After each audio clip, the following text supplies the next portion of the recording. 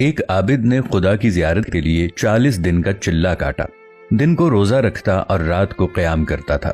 اعتکاف کی وجہ سے خدا کی مخلوق سے یکسر کٹا ہوا رہتا تھا۔ اس کا سارا وقت آہوزاری اور راز و نیاز میں گزرتا تھا۔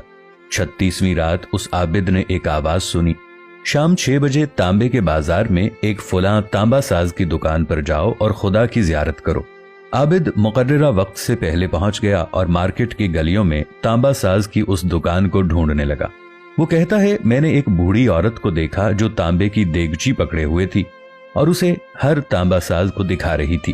اسے وہ بیچنا چاہتی تھی۔ وہ جس تانبا ساز کو اپنی دیگچی دکھاتی وہ اسے تول کر کہتا 4 ریال ملیں گے۔ وہ بڑھیا کہتی ہے 6 ریال میں بیچوں گی، پر کوئی تانبا ساز اسے 4 ریال سے زیادہ دینے پر تیار نہ تھا۔ آخر کار وہ بڑھیا ایک تانبا ساز کے پاس پہنچی۔ تانبا ساز اپنے کام میں مصروف تھا۔ بوڑھی عورت نے کہا، میں یہ برتن بیچنے کے لیے آئی ہوں اور میں اسے 6 ریال میں بیچوں گی۔ آپ اسے کیوں 6 ریال میں بیچیں گی؟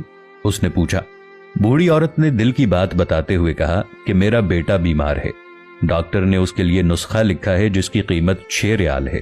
تانبا ساز نے دیگچی لے کر کہا، ماں یہ دیگچی بہت عمدہ اور نہایت قیمتی ہے، اگر آپ بیچنا ہی چاہتی ہیں تو میں اسے 25 ریال میں خریدوں گا۔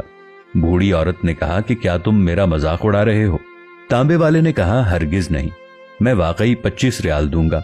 یہ کہہ کر اس نے برتن لیا اور بوڑھی عورت کے ہاتھ میں 25 ریال رکھ دیے۔ بوڑھی عورت بہت حیران ہوئی اور دعا دیتے ہوئے جلدی اپنے گھر کی طرف چل پڑی۔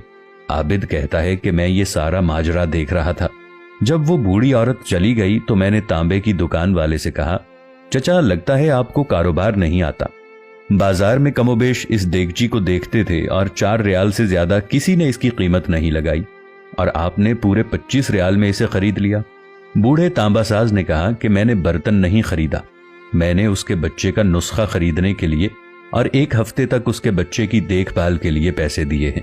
میں نے اسے اس لیے یہ قیمت دی ہے تاکہ گھر کا باقی سامان بیچنے کی نوبت نہ آئے۔ عابد کہتا ہے کہ میں سوچ میں پڑ گیا۔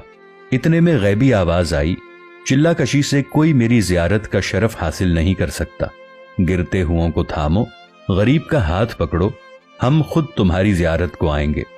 اسی متعلق ساغر صدیقی نے کیا خوب لکھا تھا، یہی ہے ذوق عبادت کی انتہا ساغر، غم حیات کے ماروں کا احترام کرو۔ ناظرین، ہمارے ارد گرد بہت سارے ایسے لوگ ہوں گے جو چلتے پھرتے خدا کے بندے ہوں گے، آپ ان کے لیے سہارا بن جائیں، اللہ آپ کے قریب آ جائے گا۔